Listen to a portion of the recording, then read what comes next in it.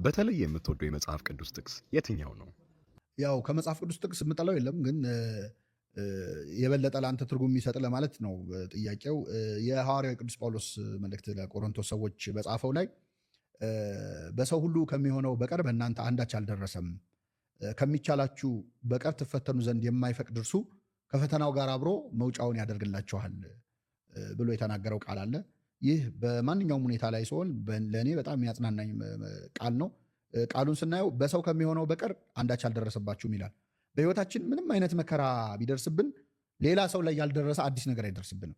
ከኛ በፊት ብዙዎች ያለፉበትን ነው እና ምንም አይነት ሐዘን፣ ምንም አይነት መከራ ቢመጣብን በሰው ከሚሆነው በቀር እኛ ላይ የሚጀምር መከራ የለም።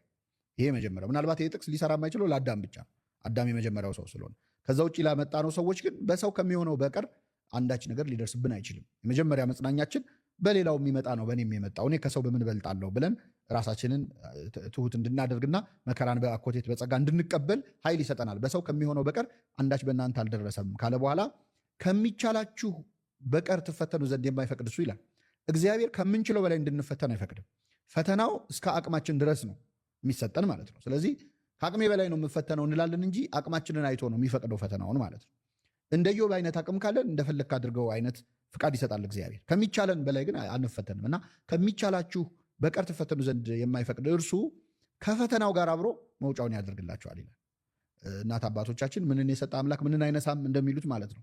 እግዚአብሔር ፈተና በሕይወታችን ሲያመጣ ግን ፈተናውን ደግሞ ድል የምንነሳበትን ኃይል አብሮ ይሰጠናል ማለት ነው። ይህ ጥቅስ በማንኛውም ሁኔታ ላይ ሲሆን ለእኔ ትልቅ ትምህርት የሚሰጠኝ